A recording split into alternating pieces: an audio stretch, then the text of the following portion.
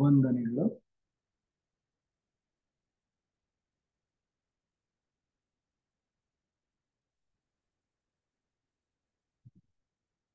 ಇಂದಿನ ಒಂದು ಸತ್ಸಂಗದ ಕಾರ್ಯಕ್ರಮಕ್ಕೆ ನಿಮಗೆಲ್ಲರಿಗೂ ಸ್ವಾಗತವನ್ನು ಕೋರ್ತಾ, ಎಲ್ಲ ಕಾರಣಗಳಿಗೂ ಮೂಲ ಕಾರಣಕರ್ತನಾದ ಭಗವಂತನನ್ನು ಸ್ಮರಿಸುತ್ತಾ, ಜೀವನ್ಮುಕ್ತ ಋಷಿಗಳ ಪಾದಗಳಿಗೆ ಪ್ರಣಾಮಗಳನ್ನು ಸಲ್ಲಿಸುತ್ತಾ, ಎಲ್ಲರ ಅಂತರಂಗಗಳಲ್ಲಿ ಅಂತರ್ಯಾಮಿಯಾಗಿ ನೆಲೆಸಿರುವ ದಿವ್ಯ ಚೈತನ್ಯಕ್ಕೆ ವಂದಿಸುತ್ತಾ ಈ ಕಾರ್ಯಕ್ರಮವನ್ನು ಪ್ರಾರಂಭ ಮಾಡೋಣ. ಈ ಸತ್ಸಂಗದ ಒಂದು ಅತಿ ಮುಖ್ಯವಾದಂತಹ ವಿಷಯ ಪ್ರಾರ್ಥನೆ ಮತ್ತು ಪ್ರಾರ್ಥನೆಯ ಮಹತ್ವ. ಪ್ರಾರ್ಥನೆ ಅಂದ್ರೆ ಏನು, ಅದಕ್ಕೆ ಎಷ್ಟು ಶಕ್ತಿ ಇದೆ, ಅದರ ಪ್ರಾಮುಖ್ಯತೆ ಏನು ನಮ್ಮ ಅಧ್ಯಾತ್ಮ ಜೀವನದಲ್ಲಿ, ಅದರ ಮಹತ್ವವೇನು ಅನ್ನೋದನ್ನ ಅರ್ಥ ಮಾಡಿಕೊಳ್ಳುವಂತಹ ಒಂದು ಪ್ರಯತ್ನ. ಸಾಮಾನ್ಯವಾಗಿ ನಾವು ಮಾತನಾಡುವಾಗ ಪ್ರಾರ್ಥನೆ ಅನ್ನೋದನ್ನ ಹೇಗೆ ಬಳಸ್ತೀವಿ? ಒಂದು ಸಭೆಯಲ್ಲಿ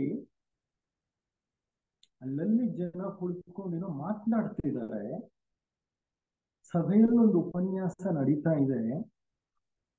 ಆಗ ಆ ವ್ಯವಸ್ಥಾಪಕರು ಬಂದು ಏನ್ ಹೇಳ್ತಾರೆ, ಸಭಿಕರು ಮೌನವಾಗಿ ಕುಳಿತುಕೊಳ್ಳಬೇಕು ಎಂದು ನಮ್ಮ ಸವಿನಯ ಪ್ರಾರ್ಥನೆ. ಕರೆಕ್ಟಾ? ಯಾವ ಕಾಂಟೆಕ್ಸ್ಟ್ ಅಲ್ಲಿ ಬಳಸಿದ್ರು ಇದನ್ನು?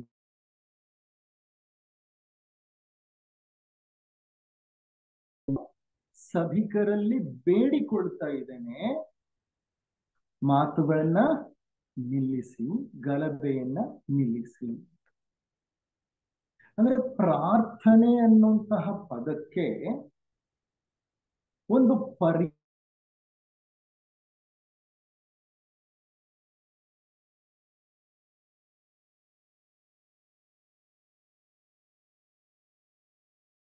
ಪ್ರಾರ್ಥನೆ ಅಂತೇವೆ ಅಷ್ಟೇ. ಈ ಪದದ ಅರ್ಥ ಏನಂದ್ರೆ ಬೇಡಿಕೊಳ್ಳುವುದು. ಸಂಸ್ಕೃತದ ಪದ. ಆ ಪದದ ಮೂಲವನ್ನು ಹುಡುಕ್ತಾ ಹೋದ್ರೆ ಅಂದ್ರೆ ಬೇಡಿಕೊಳ್ಳು. ಈ ಪ್ರಾರ್ಥನೆ ಅನ್ನೋದು ನಾವು ಒಂದು ಉನ್ನತ ಶಕ್ತಿಯ ಮುಂದೆ ಇಡುವಂತಹ ಒಂದು ಬೇಡಿಕೆ. ಸಾಮಾನ್ಯವಾಗಿ ಯಾವುದೇ ಕಾರ್ಯಕ್ರಮ ಪ್ರಾರಂಭ ಮಾಡಬೇಕು ಅಂತಂದ್ರೂ ನಾವು ಪ್ರಾರ್ಥನೆಯಿಂದಲೇ ಪ್ರಾರಂಭ ಮಾಡ್ತೀವಿ. ಈಗ ನಾವು ಪ್ರಾರ್ಥನೆಯೊಂದಿಗೆ ಪ್ರಾರಂಭ ಮಾಡಿದಲ್ವಾ ಕಾರ್ಯಕ್ರಮನ? ಸಹಸ್ರ ಶೀರ್ಷ ಪುರುಷ ಸಹಸ್ರಾಕ್ಷ ಸಹಸ್ರಪಾತ್. ಹಿಂದೂ ಮತದ ಪ್ರಾರ್ಥನೆ ಅದು. ಪ್ರತಿ ಅಣುವಿನಲ್ಲಿಯೂ ಚಲಿಸುತ್ತಿರುವ ಗುಪ್ತ ಚೇತನವೇ, ಅದು ಸಾರ್ವತ್ರಿಕ ಪ್ರಾರ್ಥನೆ. ಅಡಿಯಾರ್ನಲ್ಲಿ ನಮ್ಮ ಅಂತಾರಾಷ್ಟ್ರೀಯ ಸಮ್ಮೇಳನ ಆಗತ್ತಲ್ಲ ಡಿಸೆಂಬರ್ ತಿಂಗಳಲ್ಲಿ, ಪ್ರಾರಂಭ ಹೇಗ್ ಮಾಡ್ತಾರೆ? ಸರ್ವಮತಗಳ ಪ್ರಾರ್ಥನೆ.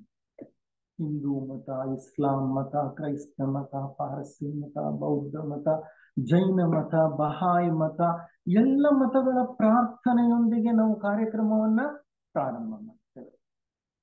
ಅಷ್ಟೇ ಯಾಕೆ, ನಾವಿಲ್ಲಿ ನಡೆಸ್ತಿರೋ ಸತ್ಸಂಗ ಪ್ರಾರ್ಥನೆಯೊಂದಿಗೆ ಪ್ರಾರಂಭವಾಯಿತು. ಮುಕ್ತಾಯ ಹೇಗಾಗತ್ತೆ ಹೇಳಿ? ಶಾಂತಿ ಮಂತ್ರದ ಪ್ರಾರ್ಥನೆ. ಮತ್ತೆ ಪ್ರಾರ್ಥನೆಯೊಂದಿಗೆ ಮುಕ್ತಾಯ ಮಾಡ್ತೀವಿ. ಹೌದಲ್ವಾ? ಎಲ್ಲ ಧರ್ಮಗಳು, ಎಲ್ಲ ಮತಗಳು ಅನುಸರಿಸುವ ಒಂದು ಅತಿ ಮುಖ್ಯವಾದ ವೈಯಕ್ತಿಕ ಮತ್ತು ಸಾಮೂಹಿಕ ಆಚರಣೆಯೇ ಪ್ರಾರ್ಥನೆ. ವೈಯಕ್ತಿಕವಾಗಿ ಸಹ ನೀವು ಮಾಡ್ಕೋಬಹುದು. ಒಬ್ಬರೇ ನಿಮ್ಮ ಮನೆಯಲ್ಲಿ ಕುಳಿತುಕೊಂಡು ಅಥವಾ ಮತ್ತೆಲ್ಲೋ ಕುಳಿತುಕೊಂಡು ದೇವಸ್ಥಾನದಲ್ಲೋ ಇಗರ್ಜಿಯಲ್ಲೋ ಅಥವಾ ಮಸೀದಿಯಲ್ಲೋ ಗುರುದ್ವಾರದಲ್ಲೋ ಒಬ್ಬರೇ ಕುಳಿತುಕೊಳ್ಬೇಕಾದ್ರೂ ಮಾಡಬಹುದು, ಸಾಮೂಹಿಕವಾಗಿ ಬೇಕಾದ್ರೂ ಮಾಡಬಹುದು. ಬೆಳಿಗ್ಗೆ ಎದ್ದ ತಕ್ಷಣ ನಾವು ಏನ್ ಮಾಡ್ತೇವೆ? ಕೈಗಳನ್ನು ಜೋಡಿಸಿ ಕಣ್ಮುಂದೆ ಇಟ್ಕೊಂಡು ಕರಾಗ್ರೇ ವಸತೆ ಲಕ್ಷ್ಮಿ, ಕರಮಧ್ಯೆ ಸರಸ್ವತಿ, ಕರಮೂಲೆ ಸ್ಥಿತ ಗೌರಿ, ಪ್ರಭಾತೆ ಕರದರ್ಶನ. ನೋಡಿ, ಈ ಪ್ರಾರ್ಥನೆ ಎಷ್ಟು ಸರಳವಾಗಿದೆ. ಮತ್ತೆ ಬೆಳಿಗ್ಗೆ ಎದ್ದ ತಕ್ಷಣ ನಾವು ಮಾಡುವಂತಹ ಪ್ರಾರ್ಥನೆ. ಕರಾಗ್ರೇ ವಸತೆ ಲಕ್ಷ್ಮಿ, ಕರದ ತುದಿಯಲ್ಲಿ ವಾಸ ಮಾಡುವ ಆ ದೇವತೆಯೇ ಲಕ್ಷ್ಮಿ. ಕರಮಧ್ಯೆ ಸರಸ್ವತಿ, ಕರ ಮಧ್ಯದಲ್ಲಿ ನೆಲೆಸಿರುವ ದೇವತೆಯೇ ಸರಸ್ವತಿ. ಕರಮೂಲೆ ಸ್ಥಿತೇ ಗೌರಿ, ಕರದ ಮೂಲ ಈ ಮಣಿಕಟ್ಟಿನ ಬಳಿ ಉಪಸ್ಥಿತವಾಗಿರುವಂತಹ ದೇವತೆಯೇ ಗೌರಿ. ಪ್ರಭಾತೆ ಕರದರ್ಶನ, ಬೆಳಿಗ್ಗೆ ಎದ್ದ ತಕ್ಷಣ ನಾನು ಈ ಕರವನ್ನ ದರ್ಶಿಸಿ ಬಿಡ್ತೇನೆ, ಆ 3 ದೇವತೆಗಳ ದರ್ಶನ ಆಗತ್ತೆ ನನಗೆ. ಅಂದ್ರೆ ಈ ದಿನವನ್ನ ಪ್ರಾರಂಭಿಸುವ ಒಂದು ನೇಮವಿದೆಯಲ್ಲ, ಈ ನೇಮದಲ್ಲಿ ಭಗವಂತನನ್ನ ನಾವು ಏನೂ ಯಾಚಿಸುತ್ತಿಲ್ಲ. ಏನಾದ್ರೂ ಕೇಳ್ಕೊತಿದೀವ? ಏನೂ ಇಲ್ಲ. ನನ್ನ ಕರದಲ್ಲೇ 3 ದೇವತೆಗಳು ಉಪಸ್ಥಿತರಾಗಿದ್ದಾರೆ. ಪ್ರಭಾತೆ ಕರದರ್ಶನ. ಆದ್ರಿಂದ ಬೆಳಗ್ಗೆ ಎದ್ದು ನಾನು ಈ ಕೈಗಳನ್ನ ನೋಡಿಕೊಳ್ತಿದ್ದೇನೆ, ದೇವತೆಗಳ ದರ್ಶನವನ್ನ ನಾನು ಅಪೇಕ್ಷಿಸುತ್ತಿದ್ದೇನೆ ಅಥವಾ ಮಾಡ್ತಾ ಇದ್ದೇನೆ ಅಂತ. ಇಲ್ಲಿ ಯಾಚನೆ ಇಲ್ಲ, ಬೇಡ್ತಾ ಇಲ್ಲ. ಆದ್ರೆ ನಾವು ಒಂದು ಸಣ್ಣ ಅಪೇಕ್ಷೆಯನ್ನ ಇಟ್ಕೊಂಡಿದ್ದೀವಿ. ಏನದು ಅಪೇಕ್ಷೆ? ಕೈಯನ್ನ ನೋಡಿ 3 ದೇವತೆಗಳನ್ನು ನಾನು ದರ್ಶನ ಮಾಡಿದ್ದೇನೆ ಅಂತ ಅನ್ಕೊಳ್ತೇನೆ. ಕ್ರೈಸ್ತರು ಸಹ ಪ್ರತಿನಿತ್ಯ ಬೆಳಿಗ್ಗೆ ಮತ್ತು ಸಂಜೆ ಪ್ರಾರ್ಥನೆ ಮಾಡ್ತಾರೆ. ಅವರಲ್ಲೂ ಈ ಅಭ್ಯಾಸ ಇದೆ. ನಾವು ಚಿಕ್ಕನ್ನಲ್ಲಿದ್ದಾಗ ನಮ್ಮ ಮನೆ ಪಕ್ಕದಲ್ಲೇ ಚರ್ಚ್ ಇತ್ತು, ರಾಜಾಜಿನಗರಲ್ಲಿ. ಬೆಳಿಗ್ಗೆ 6 ಗಂಟೆಗೆ ಗಂಟೆ ಹೊಡಿ, ಕಂಟಿನ್ಯೂಸ್ ಆಗಿ 1-2-3 ನಿಮಿಷ ಗಂಟೆ ಹೊಡಿತಿದ್ರು. ಅದರ ಅರ್ಥ ಏನು? It is time for prayer ಅಂತ. ಸಾಯಂಕಾಲ ಮತ್ತೆ 6 ಗಂಟೆಗೆ ಕಂಟಿನ್ಯೂಸ್ ಆಗಿ 1-2-3 ನಿಮಿಷ ಗಂಟೆ ಬಾರಿಸ್ತಿದ್ರು. ಅದರ ಅರ್ಥ this is time for prayer. ಅವರು ಅಷ್ಟೇ, ಬೆಳಿಗ್ಗೆ ಸಂಜೆ 2 ಹೊತ್ತು ಪ್ರಾರ್ಥನೆಯ ಒಂದು ನಿಯಮವನ್ನ ಇಟ್ಕೊಂಡಿದ್ದಾರೆ. ಮುಸಲ್ಮಾನರು ದಿನಕ್ಕೆ 5 ಬಾರಿ ಪ್ರಾರ್ಥನೆ ಮಾಡಬೇಕು ಅಂತ ಹೇಳ್ತಾರೆ. ಅವರಲ್ಲಿ ಅವ್ರ ಪ್ರಾರ್ಥನೆಯನ್ನು ಅವರು ನಮಾಜ್ ಅಂತ ಕರೀತಾರೆ. ಆ ನಮಾಜ್ಗೆ ಮಸೀದಿಗಳಿಂದ ಏನ್ ಮಾಡ್ತಾರೆ? ಧ್ವನಿವರ್ಧಕದ ಮೂಲಕ ಇದು ಪ್ರಾರ್ಥನೆಯ ಸಮಯ ಅಂತ ಜನರಿಗೆ ತಿಳಿಸಿಕೊಡ್ತಾರೆ. ನಾವೊಂದು 3 ವರ್ಷ ದುಬೈನ ಆಚೆ ಒಂದು ಸ್ಥಳದಲ್ಲಿ ವಾಸ ಮಾಡ್ತಿದ್ವಿ. 1994ರಿಂದ 97ರ ತನಕ ಆಸ್ಪತ್ರೆಯಲ್ಲಿ ಪೇಷಂಟ್ಗಳು ಬರ್ತಿದ್ರು. ಪೇಷಂಟ್ಗಳ ಜೊತೆ ಅವರ ಸಂಬಂಧಿಕರು ಬರ್ತಿರ್ತಿದ್ರು, ಎಲ್ಲ ಒಟ್ಟೊಟ್ಟಿಗೆ ಬರ್ತಿದ್ರು. ಪ್ರಾರ್ಥನೆಯ ಟೈಮ್ ಅಂದ್ರೆ ಅವ್ರಿಗೊಂದು ಪ್ರೇಯರ್ ರೂಮ್ ಇರ್ತಿತ್ತು. ಆ ಪ್ರೇಯರ್ ರೂಮ್ ನಲ್ಲಿ ಮ್ಯಾಟ್ ಹಾಕೊಂಡು ಪ್ರಾರ್ಥನೆಯನ್ನ ಕಡ್ಡಾಯವಾಗಿ ಮಾಡ್ತಿದ್ರು. ಅವ್ರ ಏರ್ಪೋರ್ಟ್ಗಳಲ್ಲೂ ಪ್ರೇಯರ್ ಹಾಲ್ ಇರುತ್ತೆ, ದೊಡ್ಡ ದೊಡ್ಡ ಮಾಲ್ಗಳಲ್ಲಿ ಪ್ರೇಯರ್ ಹಾಲ್ ಇರುತ್ತೆ. ಅವರಿಗೆ ಪ್ರೇಯರ್ ಹಾಲ್ ಬಹಳ ಮುಖ್ಯ. ಕಾರಣ ಅವರು ದಿನಕ್ಕೆ 5 ಬಾರಿ ಭಗವಂತನಿಗೆ ಪ್ರಾರ್ಥನೆ. ಈ ಪ್ರಾರ್ಥನೆಯ ವಿಧಿ ವಿಧಾನಗಳು ಬೇರೆ ಬೇರೆ ಇರಬಹುದು.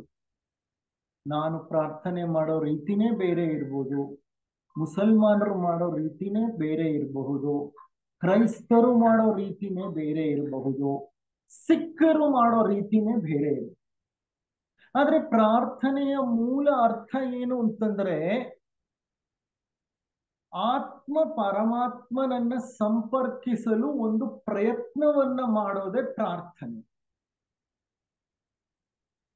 It is a communication between human and divine.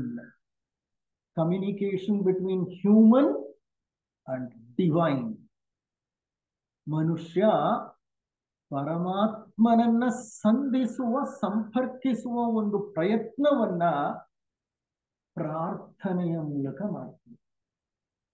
ಆದ್ರಿಂದಲೇ ಪ್ರಾರ್ಥನೆ ಎನ್ನುವುದು ಒಂದು ಪವಿತ್ರವಾದಂತಹ ಆಚರಣೆ.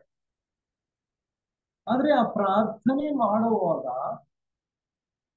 ನಮ್ಮ ತನು ಮನಗಳು ಪರಿಪೂರ್ಣವಾಗಿ ಆ ಪ್ರಾರ್ಥನೆಯೊಡನೆ ಐಕ್ಯವಾಗ,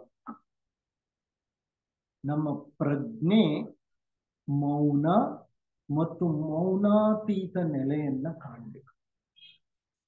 ಸುಮ್ಮನೆ ಒಂದ್ ಕಡೆ ಪ್ರಾರ್ಥನೆ ಮಾಡ್ತಾ ಮತ್ತೊಂದ್ ಕಡೆ ಇನ್ನೇನನ್ನೋ ಆಲೋಚನೆ ಮಾಡ್ತಾ ಇದ್ರೆ ಅಂಥ ಪ್ರಾರ್ಥನೆ ನಿಷ್ಪ್ರಯೋಜಕ. ಎಲ್ಲ ಮತಗಳು ಪ್ರಾರ್ಥನೆಯ ಮಹತ್ವವನ್ನ ವಿವರಿಸಿ ಹೇಳ್ತವೆ. ನಿಮ್ಗೆ ಎಷ್ಟು ಮತಗಳು ಗೊತ್ತಿರಬಹುದೋ ಆ ಎಲ್ಲ ಮತಗಳನ್ನು ಗಮನಿಸಿ ನೋಡಿ. ಪ್ರಾರ್ಥನೆ, ಜಪ, ತಪ, ಧ್ಯಾನ ಇವಿಲ್ಲದೆ ಇರುವಂತಹ ಮತವೇ ಇಲ್ಲ. ಜಪಾನಿಯರು ಬೌದ್ಧ ಧರ್ಮವನ್ನ ಅನುಸರಿಸ್ತಾರೆ.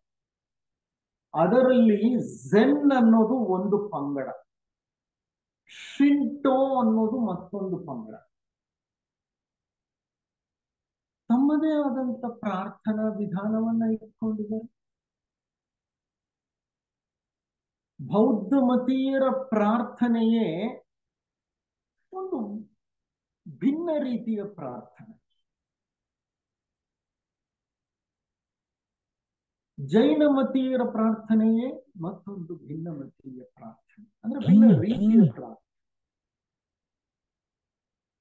ಪ್ರತಿಯೊಂದು ಮತದಲ್ಲೂ ಇರುವಂತಹ ಈ ಪ್ರಾರ್ಥನೆಯ ಆಚರಣೆ ಹಿಂದೂ ಮತದಲ್ಲಿ ಬಹಳ ಪ್ರಾಚೀನ ಕಾಲದಿಂದಲೂ, ಬಹಳ ಪ್ರಾಚೀನ ಕಾಲ.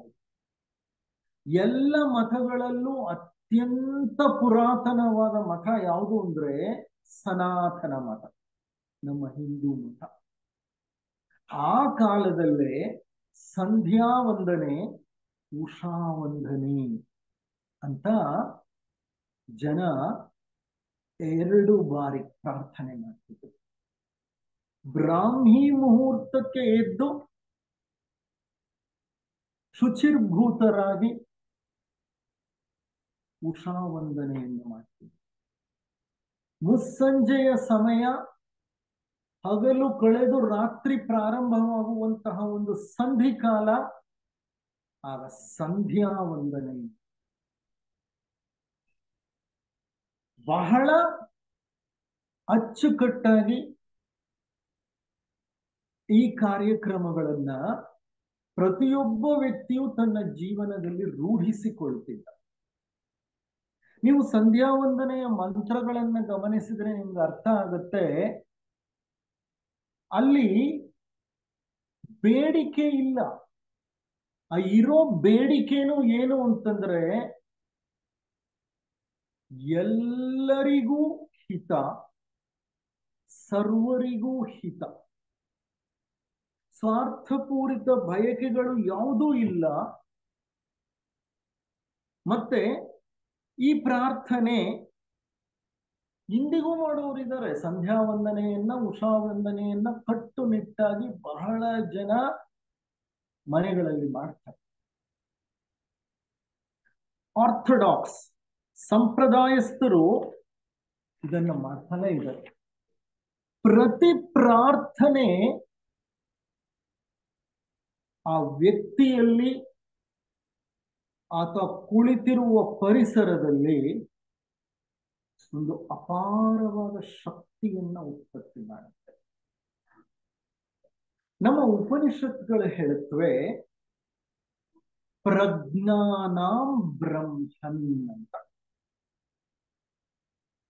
ಅಯಮೇವ ಬ್ರಹ್ಮನ್, ಇದು ಮಹಾವಾಕ್ಯಗಳು. ಅಹಂ ಬ್ರಹ್ಮಾಸ್ಮಿ, ಅದು ಮಹಾವಾಕ್ಯನೇ. ತತ್ವಮಸಿ, ಅದು ಮಹಾವಾಕ್ಯನೇ. ಉಪನಿಷತ್ತಿನಲ್ಲಿ 5 ಮಹಾವಾಕ್ಯಗಳಿವೆ. ಇದರಲ್ಲಿ ಪ್ರಜ್ಞಾನಾಂ ಬ್ರಹ್ಮನ್ ಅಂದ್ರೆ ಪ್ರಜ್ಞೆಯೇ ಬ್ರಹ್ಮ. ಪ್ರಜ್ಞೆ ಅಂದ್ರೆ ಅದು ಚೈತನ್ಯದ ಲಕ್ಷಣ. ಎಲ್ಲಿ ಚೈತನ್ಯವಿದೆಯೋ ಅಲ್ಲಿ ಪ್ರಜ್ಞೆ ಇದೆ. ಚೈತನ್ಯ ಅಂದ್ರೆ ದೇವರು, ದೈವಿ ಚೈತನ್ಯ ಅಂತೀವಿ. ನನ್ನೊಳಗೆಯೇ ಹುದುಗಿರುವ ಚೈತನ್ಯ ಅಂತೀವಿ. ಈ ಚೈತನ್ಯ ನನ್ನ ಶರೀರದಿಂದ ಬಿಟ್ಟು ಹೋಗ್ಬಿಟ್ರೆ ಈ ಶರೀರವನ್ನ ಶವ ಅಂತ ಕರೆಯೋದು. ಆ ಚೈತನ್ಯ ಇರೋ ತನಕನೇ ಈ ಶರೀರಕ್ಕೆ ಒಂದು ಬೆಲೆ. ಕಣ್ಣಿಗೆ ಕಾಣದ ಆ ಚೈತನ್ಯವೇ ಪರಮಾತ್ಮ. ಆ ಚೈತನ್ಯ ಯಾವ ಒಂದು ಲಕ್ಷಣವನ್ನ ಹೊಂದಿದ್ದಾನೆ ಅಂದ್ರೆ ಪ್ರಜ್ಞೆ ಅನ್ನೋ ಲಕ್ಷಣವನ್ನ ಹೊಂದಿದ್ದಾನೆ. ಆ ಚೈತನ್ಯ ಇರೋದ್ರಿಂದಲೇ ನನಗೆ ಪ್ರಜ್ಞೆ ಇರೋದು. ನಾನು ಈ ಜಗತ್ತಿನಲ್ಲಿ ನಾನು ಮಾಡಬೇಕಾದಂತ ಕೆಲಸ ಕಾರ್ಯಗಳನ್ನ ಮಾಡ್ತಾ ಈ ಜಗತ್ತನ್ನ ಅರ್ಥ ಮಾಡಿಕೊಳ್ಳುವ ಒಂದು ಪ್ರಯತ್ನವನ್ನ ಮಾಡ್ತಾ ಜೀವನವನ್ನ ನಡೆಸ್ತಿರೋದಕ್ಕೆ ಕಾರಣ ನನ್ನಲ್ಲಿರುವಂತಹ ಪ್ರಜ್ಞೆ. ಆ ಪ್ರಜ್ಞೆ ಹೊರಟೋಯ್ತು ಅಂತಂದ್ರೆ ನಾನೊಂದು ಮರದ ಕೊರಡು. ಆ ಪ್ರಜ್ಞೆಯನ್ನೇ ಬ್ರಹ್ಮನ್ ಅಂತ ಕರೆದು ಉಪನಿಷತ್ತಿನ ಋಷಿಗಳು. ಪ್ರಜ್ಞಾನಾಂ ಬ್ರಹ್ಮನ್. ಅಂತಹ ನಮ್ಮ ಪ್ರಜ್ಞೆ ಇದೆಯಲ್ಲ, ಅದು ಉನ್ನತ ಸ್ಥಿತಿಯನ್ನ ತಲುಪಲಿಕ್ಕೆ ಒಂದು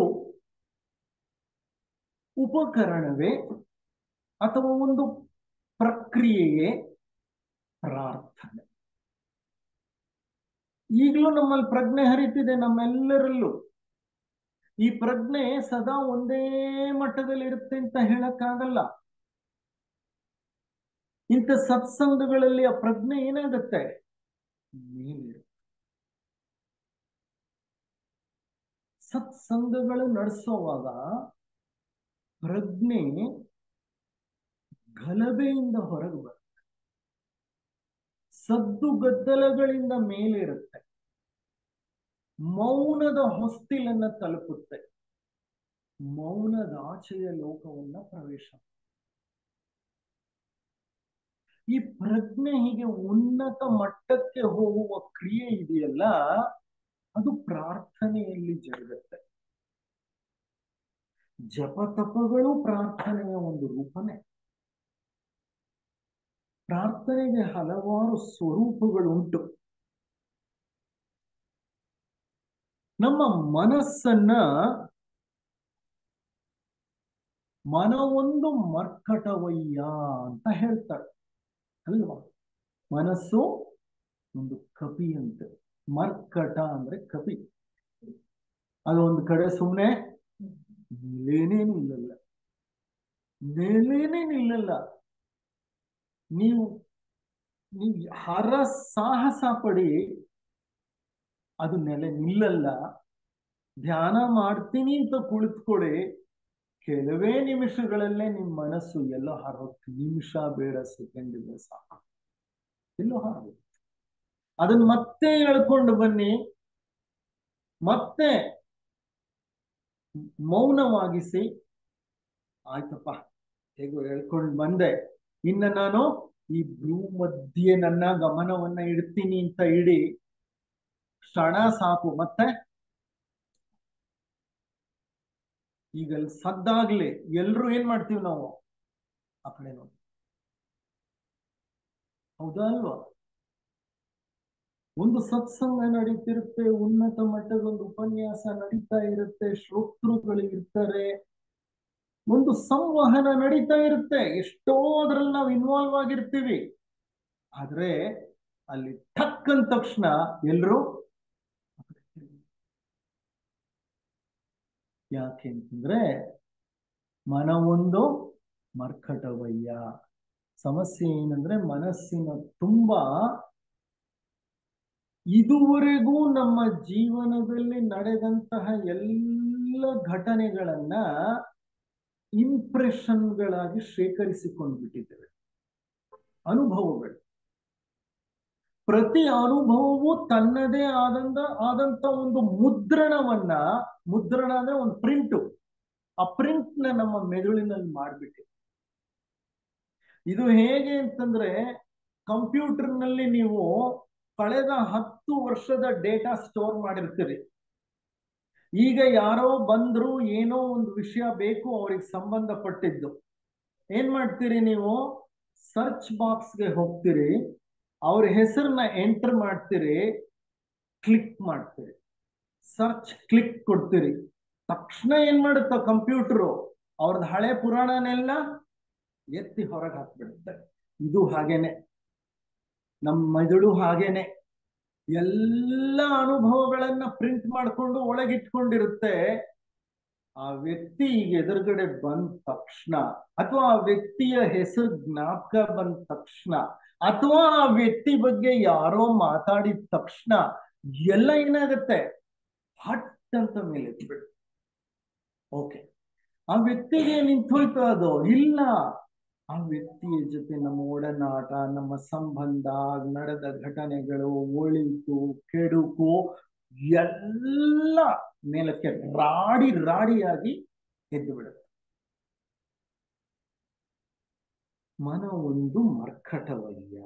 ಇಂತಹ ಮರ್ಕಟದಂತಹ ಮನಸ್ಸಿನ ಒಂದು ಶಕ್ತಿಯನ್ನ ನಾವು ಉಪಯೋಗಿಸಿಕೊಳ್ಳಬೇಕು ಅಂತ ಅಂದ್ರೆ ಪ್ರಜ್ಞೆಯನ್ನ ಮನಸಾತೀತ ಮಟ್ಟಕ್ಕೆ ಕೊಂಡೊಯ್ದು, ಆ ಮನಸಾತೀತ ಮಟ್ಟಕ್ಕೆ ಹೋಗೋದು ಯಾವಾಗ ಅಂತ ಅಂದ್ರೆ ನಾವು ಪ್ರಾರ್ಥನೆ ಮಾಡುವಾಗ, ಜಪ ತಪ ಧ್ಯಾನ ಧಾರಣ ಧ್ಯಾನ ಇವೆಲ್ಲ ಮಾಡುವಾಗ. ಈ ಸ್ಥೂಲ ಶರೀರಕ್ಕೆ ವ್ಯಾಯಾಮ ಹೇಗೋ ಪ್ರಾಣ ಶರೀರಕ್ಕೆ ಪ್ರಾಣಾಯಾಮ. ಪ್ರಾಣ ಶರೀರಕ್ಕೆ ಪ್ರಾಣಾಯಾಮವಾದ್ರೆ ಕೆಳ ಮನಸ್ಸಿಗೆ, ಕೆಳ ಮನೋಶರೀರಕ್ಕೆ ಧಾರಣ, ಉನ್ನತ ಮನಸ್ಸಿಗೆ ಧ್ಯಾನ, ಬುದ್ಧಿ ಮನಸ್ಸಿಗೆ ಸವಿಕಲ್ಪ ಸಮಾಧಿ, ಆತ್ಮಕ್ಕೆ ನಿರ್ವಿಕಲ್ಪ ಸಮಾಧಿ. ಈ ಪಂಚಕೋಶಗಳೇನಿದೆ, ಈ ಪಂಚಕೋಶಗಳು ತಮ್ಮದೇ ಆದ ರೀತಿಯಲ್ಲಿ ಬೆಳೆಯುತ್ತವೆ. ಶರೀರ ಬೆಳಿಲಿಕ್ಕೆ ಏನ್ ಬೇಕೋ? ಒಳ್ಳೆ ಆಹಾರ ಬೇಕು, ಉತ್ತಮ ವ್ಯಾಯಾಮ ಬೇಕು, ಹೌದಾ ಅಲ್ವಾ? ಪ್ರಾಣ ಶರೀರ ಚೆನ್ನಾಗಿ ಬೆಳಿಲಿಕ್ಕೆ ಉಸಿರಾಟದ ಮೇಲೆ ಒಂದು ನಿಯಂತ್ರಣ, ಪ್ರಾಣಾಯಾಮ ಬೇಕು. ಕೆಳ ಮನಸ್ಸು ಮೌನವಾಗಬೇಕಾದ್ರೆ ಇಂದ್ರಿಯಗಳನ್ನ ಮೊದಲು ಹತ್ತಿಕ್ಕಬೇಕು ಅಥವಾ ಒಳಮುಖವಾಗಿ ತಿರುಗಿಸ್ಬೇಕು, ಧಾರಣ ಬೇಕು. ಮೇಲ್ಮನಸ್ಸು ಅದು ಮೌನ ಮನಸ್ಸು, ಅದಕ್ಕೆ ಬೇಕಾಗಿರೋದು ಮೌನ, ಸೈಲೆನ್ಸ್, ಧ್ಯಾನ. ಬುದ್ಧಿ ಮನಸ್ಸು ಸಮಾಧಿ, ನಿರ್ವಿಕಲ್ಪ ಸಮಾಧಿ ಅಲ್ಲ, ಸವಿಕಲ್ಪ ಸಮಾಧಿ. ಬುದ್ಧಿ ಮನಸ್ಸಿಗೆ ಆಚೆ ನಿರ್ವಿಕಲ್ಪ ಸಮಾಧಿ, ಅದು ಆತ್ಮಕ್ಕೆ ಬೇಕಾಗುತ್ತೆ. ಅಂದ್ರೆ ನಾನೇನ್ ಹೇಳ್ತಿದ್ದೀನಿ ಅಂತಂದ್ರೆ, ಈ ಎಲ್ಲ ಶರೀರಗಳು ತಮ್ಮದೇ ಆದಂತಹ ಒಂದು ಆಹಾರವನ್ನ ಬಯಸುತ್ತವೆ. ಅವಕ್ಕೆ ಬೇಕಾದಂತ ಆಹಾರವನ್ನ ಕೊಟ್ಟಾಗ ಆ ಮನಸ್ಸಿನ ಪ್ರಜ್ಞೆ ವಿಸ್ತಾರವಾಗ್ತಾ ಹೋಗುತ್ತೆ. ಈ ಕೆಳಗಿನ 3 ಮನಸ್ಸುಗಳನ್ನ ನಾವು ವಿಸ್ತಾರಗೊಳಿಸಬೇಕು ಅಂದ್ರೆ ಹಲವಾರು ವಿಧಾನಗಳಿವೆ. ಅದರಲ್ಲಿ ಪ್ರಾರ್ಥನೆ ಅನ್ನುವಂಥದ್ದು ಬಹಳ ಮುಖ್ಯವಾದದ್ದು. ಈ ಪ್ರಾರ್ಥನೆ ಏಕಾಗ್ರತೆಯಿಂದ ಕೂಡಿರಬೇಕು, ಧಾರಣವಿರಬೇಕಲ್ಲಿ, ಎಲ್ಲ ಇಂದ್ರಿಯಗಳು ಒಳಮುಖವಾಗಿರಬೇಕು, ನಿಸ್ವಾರ್ಥ ಪ್ರಾರ್ಥನೆಯಾಗಿರಬೇಕು.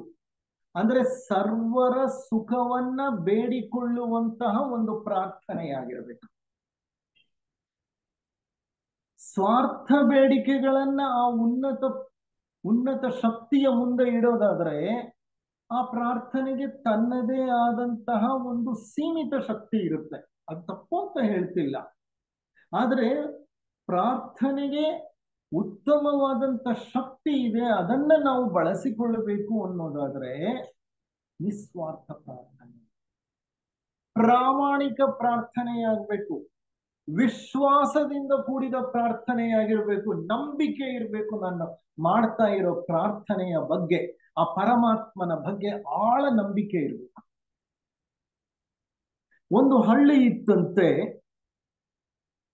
ಆ ಹಳ್ಳಿಯಲ್ಲಿ ಬಹಳಷ್ಟು ಜನ ರೈತಾಪಿಗಳು, ಹಳ್ಳಿ ಸುತ್ತಮುತ್ತಲು ಇರುವಂತಹ ಹೊಲ ಗದ್ದೆಗಳು ತೋಟಗಳಲ್ಲಿ ತಮ್ಮದೇ ಆದಂತಹ ಹೊಲ ಗದ್ದೆ ತೋಟಗಳಲ್ಲಿ ಕೆಲಸ ಮಾಡ್ತಿದ್ರು, ವಿಪುಲವಾಗಿ ಬೆಳೆಯನ್ನ ಬೆಳೀತಿದ್ರು, ಕಾಲ ಕಾಲಕ್ಕೆ ಮಳೆ ಆಗ್ತಿತ್ತು, ಸುಖವಾದ ಸಮೃದ್ಧಿಯಿಂದ ಕೂಡಿದ ಜೀವನ ನಡೆಸ್ತಿದ್ರು, ಸಂತೋಷವಾಗಿದ್ರು. ಆದ್ರೆ ಒಮ್ಮೆ ಏನಾಯ್ತು, ಮಳೆ ಬರಲೇ ಇಲ್ಲ, ಕ್ಷಾಮ, ಬರಗಾಲ. ನಮ್ಮ ದೇಶದಲ್ಲಿ ಹಾಗೆ ಅತಿವೃಷ್ಟಿ ಅಥವಾ ಅನಾವೃಷ್ಟಿ, ಮಳೆನೇ ಬರಲಿಲ್ಲ, ಕ್ಷಾಮ ಬಂದ್ಬಿಡ್ತು, ಊರಿನಲ್ಲಿ ಆಹಾರಕ್ಕೆ ಕೊರತೆ ಎದ್ದು ಬಿಡ್ತು, ಹಾಹಾಕಾರ ಸೃಷ್ಟಿಯಾಯ್ತು. ಆಗ ಆ ಊರಿನ ಸರಪಂಚ ಹೇಳ್ದ, ನಾವು ವರುಣ ದೇವನ ಪ್ರಾರ್ಥನೆಯನ್ನ ಮಾಡೋಣ, ಈ ಶನಿವಾರ ಸಂತೆ ಮೈದಾನದಲ್ಲಿ ಎಲ್ಲರೂ ಮಧ್ಯಾಹ್ನ 12 ಗಂಟೆಗೆ ಸೇರೋಣ, ಅಲ್ಲಿ ವರುಣ ಪ್ರಾರ್ಥನೆಯನ್ನ ಸಾಮೂಹಿಕವಾಗಿ ಮಾಡೋಣ, ಯಾರು ಈ ಪ್ರಾರ್ಥನೆಯನ್ನ ತಪ್ಪಿಸಿಕೊಳ್ಳಬಾರದು,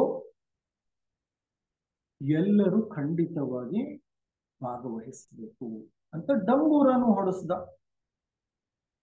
ಸರಿ, ಎಲ್ಲರೂ ಆ ಸಂತೆ ಮೈದಾನದಲ್ಲಿ ಒಟ್ಟಾಗಿ ಸೇರಿದ್ರು. ಆ ಒಟ್ಟಾಗಿ ಸೇರಿ ಪ್ರಾರ್ಥನೆಯನ್ನ ಮಾಡೋ ಹೊತ್ತಿಗೆ ಒಂದು ಪುಟ್ಟ ಮಗು ನಗನಗ್ತಾ ಓಡ್ ಬಂತು, ಅದರ ಕೈಯಲ್ಲಿ ಒಂದು ಛತ್ರಿ ಇದೆ. ಅದು ಪ್ರಾರ್ಥನೆಯನ್ನ ಮಾಡ್ತು, ಮೌನವಾಗಿ ಎಲ್ರು ಪ್ರಾರ್ಥನೆ ಮಾಡಿದ್ರು. ಪ್ರಾರ್ಥನೆ ಮುಗಿದ ಮೇಲೆ ಒಬ್ಬ ಹಿರಿಯ ವೃದ್ಧ ನಕ್ಕು ಕೇಳಿದ, ಹೇ ಪುಟಾಣಿ, ನಿನ್ ಕೈಯಲ್ಲಿ ಏನ್ ಛತ್ರಿ ಇದೆ ಅಂತ. ಆ ಮಗು ಹೇಳ್ತು, ನಾವೆಲ್ಲ ಒಟ್ಟಾಗಿ ಸೇರಿ ಪ್ರಾರ್ಥನೆ ಮಾಡ್ತಾ ಇರೋದು ಮಳೆಗಾಗಿ ಅಲ್ವಾ ಅಜ್ಜ, ಮಳೆ ಬರುತ್ತಲ್ವಾ, ಈಗ ಮಳೆ ಬಂದ್ರೆ ನಾನು ನೆನೆಯಲ್ವಾ, ಅದಕ್ಕೆ ನಾನು ಛತ್ರಿ ತಗೊಂಡು ಬಂದೆ. ಅಂದ್ರೆ ಎಷ್ಟು ವಿಶ್ವಾಸ, ಮುಗ್ಧ ಮನಸ್ಸು. ಆ ಮುಗ್ಧ ಮನಸ್ಸಿಗೆ ಆ ವಿಶ್ವಾಸ ಇರೋದು, ಆ ಮುಗ್ಧತೆಯೇ ವಿಶ್ವಾಸವನ್ನ ತಂದು ಕೊಟ್ಟಿರೋದು ಆ ಮಗುಗೆ. ಬೆಳೀತಾ ಬೆಳೀತಾ ಆ ಮುಗ್ಧತೆಯನ್ನು ನಾವು ಕಳ್ಕೊತೀವಿ. ಅದನ್ನ ಕಳ್ಕೊಳ್ಳೋ ಹಂತದಲ್ಲಿ ವಿಶ್ವಾಸವನ್ನು ಕಳ್ಕೊಂಡ್ವಿ. ಪ್ರಾರ್ಥನೆಯ ಮೇಲೆ ವಿಶ್ವಾಸವಿಲ್ಲ, ಜಪದ ಮೇಲಿಲ್ಲ, ತಪದ ಮೇಲಿಲ್ಲ, ಧ್ಯಾನದ ಮೇಲಿಲ್ಲ, ಸತ್ಸಂಗಗಳ ಮೇಲಿಲ್ಲ, ಸತ್ಕಾರ್ಯಗಳ ಮೇಲಿಲ್ಲ. ಒಂದೊಂದೇ ನಂಬಿಕೆ ವಿಶ್ವಾಸಗಳನ್ನ ಕಿತ್ತಾಕ್ತಾ ಹೊರಟೋಗ್ತೀವಿ. ಎಲ್ಲರೂ ಹಾಗಲ್ಲ, ಬಹಳಷ್ಟು ಜನ. ಈ ಆಧುನಿಕ ಪ್ರಪಂಚವಂತೂ ಯಾಂತ್ರಿಕ ಜೀವನವನ್ನ ನಮ್ಮ ತಲೆಗೆ ಒಡ್ಡಿ ನಾವು ಇಂಥ ಉತ್ತಮವಾದಂಥ ವಿಚಾರಗಳನ್ನೆಲ್ಲ ಕಳ್ಕೊಳ್ತಾ ಇದ್ದೇವೆ, ವಿಶ್ವಾಸವನ್ನು ಕಳ್ಕೊಳ್ತಾ ಇದ್ದೇವೆ. ಪ್ರಾರ್ಥನೆಯಲ್ಲಿ ಹಲವಾರು ವಿಧಗಳಿವೆ. ನಾನು ಆಗ್ಲೇನೆ ಹೇಳಿದೆ, ವೈಯಕ್ತಿಕ ಪ್ರಾರ್ಥನೆ, ಸಾಮೂಹಿಕ ಪ್ರಾರ್ಥನೆ. ನಿಮ್ಗೆ ಗೊತ್ತು, ವೈಯಕ್ತಿಕ ಅಂದ್ರೆ ಪರ್ಸನಲ್ ಪ್ರೇಯರ್, ಸಾಮೂಹಿಕ ಅಂತಂದ್ರೆ it is A group prayer, ಒಟ್ಟಾಗಿ ಸೇರಿ ಮಾಡಿ. ಬಹಿರಂಗ ಪ್ರಾರ್ಥನೆ, ಅಂತರಂಗ ಪ್ರಾರ್ಥನೆ. ಜೋರಾಗಿ ಪ್ರಾರ್ಥನೆಯ ಶ್ಲೋಕಗಳನ್ನು, ಮಂತ್ರಗಳನ್ನು, ಕವನಗಳನ್ನು, ಅದೇನೋ ನಮ್ಮ ಬೇಡಿಕೆಗಳನ್ನು ಹೇಳ್ತಾ ಮಾಡೋ ಪ್ರಾರ್ಥನೆ ವರ್ಬಲಿ. ಇನ್ನೊಂದು ಸುಮ್ಮನೆ ಕುಳಿತು ಅಂತರಂಗದಲ್ಲೇ ಮಾಡುವಂತ. ಅದು ಮತ್ತೊಂಥರ ಪ್ರಾರ್ಥನೆ. ಭಿನ್ನಹಗಳಿಂದ ಕೂಡಿದ ಪ್ರಾರ್ಥನೆ, ಭಿನ್ನಹಗಳೇ ಇಲ್ಲದೆ ಸ್ವೀಕೃತ ಮನೋಭಾವದಿಂದ ಮಾಡೋ ಪ್ರಾರ್ಥನೆ. ಏನೋ ಬೇಡಿಕೆಯನ್ನ ಭಗವಂತನ ಮುಂದೆ ಇಟ್ಟು, ನಮ್ಮ ಲೌಕಿಕ ಬೇಡಿಕೆಗಳು, ನನ್ನ ಮಗಳಿಗೆ ಮದುವೆ ಆಗಿಲ್ಲ, ಮದುವೆ ಮಾಡಿಸ್ಕೊಡಪ್ಪ, ನನಗೆ ತುಂಬಾ ದಾರಿದ್ರ್ಯ ಕಾಡ್ತಿದೆಯಪ್ಪ, ನನಗೆ ಒಂದು ಸಂಪತ್ತನ್ನ ನೀಡು, ನನ್ನ ಮಗ ಯಾಕೋ ನಾ ಹೇಳಿದ ಮಾತು ಕೇಳ್ತಾ ಇಲ್ಲ, ದಾರಿ ತಪ್ಪಿದ್ದಾನೆ, ಆತನಿಗೆ ಸ್ವಲ್ಪ ಬುದ್ಧಿಯನ್ನು ಕೊಡು. ಈ ತರ ಯಾವುದೋ ಒಂದು ಲೌಕಿಕ ಬೇಡಿಕೆಯನ್ನ ಭಗವಂತನ ಮುಂದೆ ಇಟ್ಟು ಮಾಡುವಂತ ಪ್ರಾರ್ಥನೆ ಒಂದಾದ್ರೆ, ಭಿನ್ನಹ, ಭಿನ್ನಹ ಅಂದ್ರೆ ಬೇಡ್ಕೊಳ್ಳೋದು. ಮತ್ತೊಂದು ಯಾವ ಭಿನ್ನಹವೂ ಇಲ್ಲ, ದೈ ವಿಲ್ ಬಿ ಡನ್. ದೈ ವಿಲ್ ಬಿ ಡನ್ ಅಂದ್ರೆ, ಹೇ ಭಗವಂತ, ನಿನ್ನಿಚ್ಛೆ ಏನಿದೆಯೋ ಅದು ನೆರವೇರಲಿ. ಭಗವಂತ ನಿನ್ನಿಚ್ಛೆ ಏನಿದೆಯೋ ಅದು ನೆರವೇರಲಿ ಅನ್ನುವಂತಹ ಪ್ರಾರ್ಥನೆ. ಅದು ಉನ್ನತ ಮಟ್ಟದ ಪ್ರಾರ್ಥನೆ, ಸ್ವೀಕೃತ ಮನೋಭಾವದಿಂದ ಮಾಡುವಂತಹ ಪ್ರಾರ್ಥನೆ.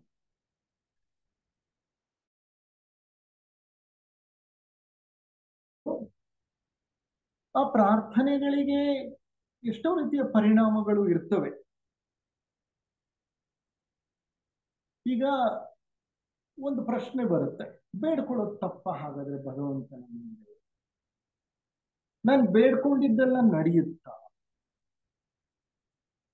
ಬೇಡ್ಕೊಳ್ಳೋದು ತಪ್ಪ, ನಾನು ಬೇಡ್ಕೊಂಡಿದ್ದೆಲ್ಲ ನಡೆಯುತ್ತಾ? ನಾನು ಬಹಳ ಜನರನ್ನು ಕೇಳಿದ್ದೀನಿ, ಎರಡೂ ತರ ವಾದ ಇದೆ.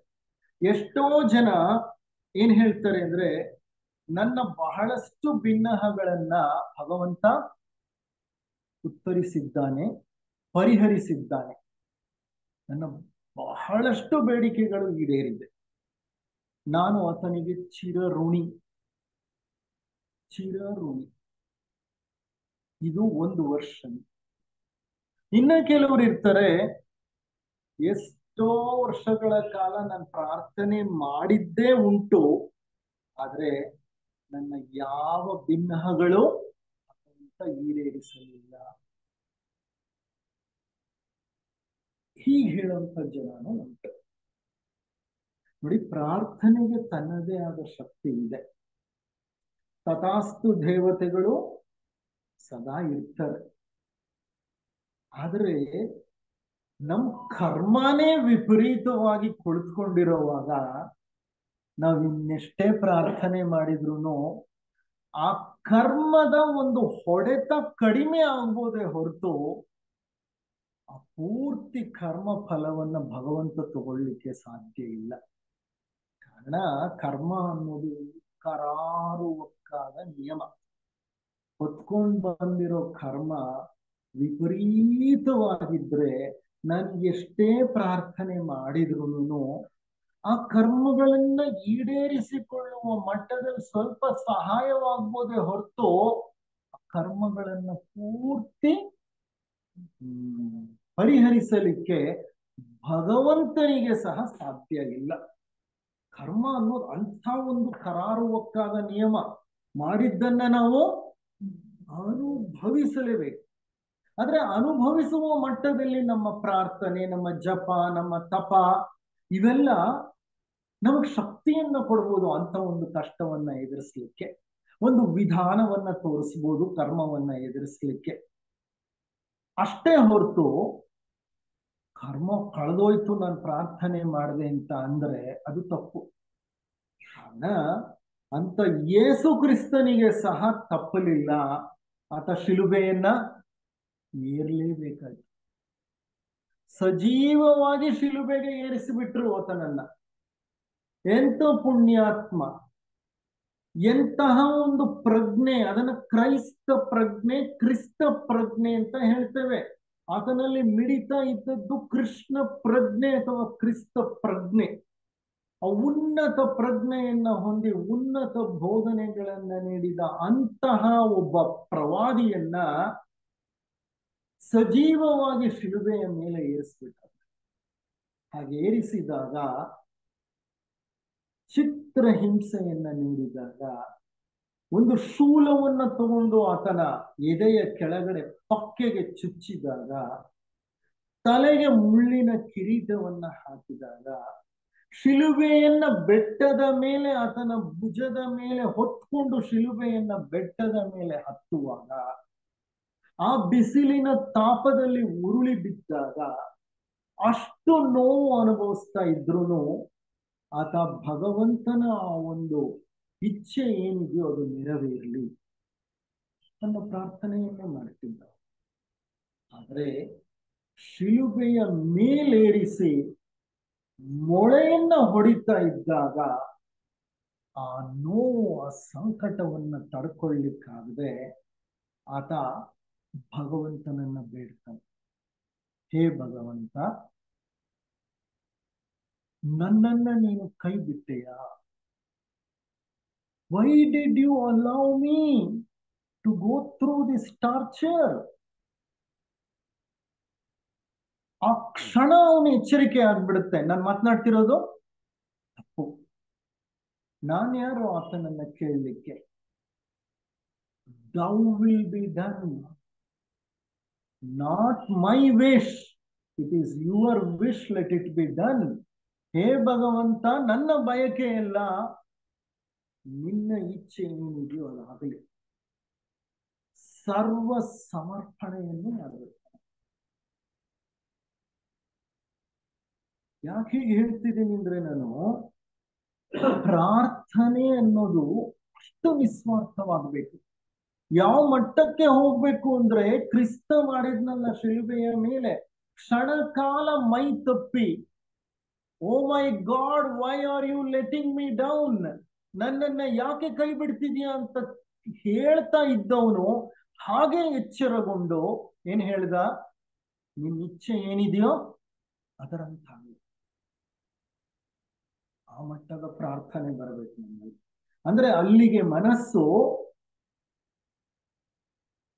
ಮೌನವನ್ನ ತಲುಪ್ತಿದೆ ಅಂತ ಅರ್ಥ. ಒಬ್ಬ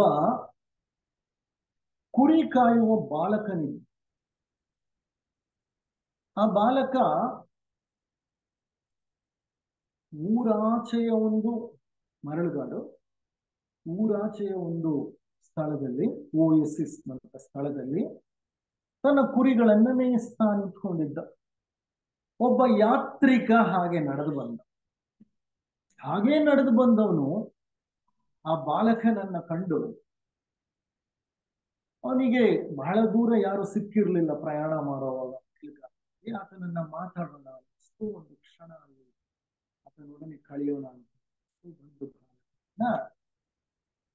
ಬಾಲಕನ ಬೆನ್ನನ್ನ ತಟ್ಟಿ ಹೇಳ್ತಾನೆ, ಹೇ ಬಾಲಕ, ಎಷ್ಟು ಚೆನ್ನಾಗಿದೆ ಅಲ್ವಾ ಇವತ್ತಿನ ಒಂದು ವಾತಾವರಣ.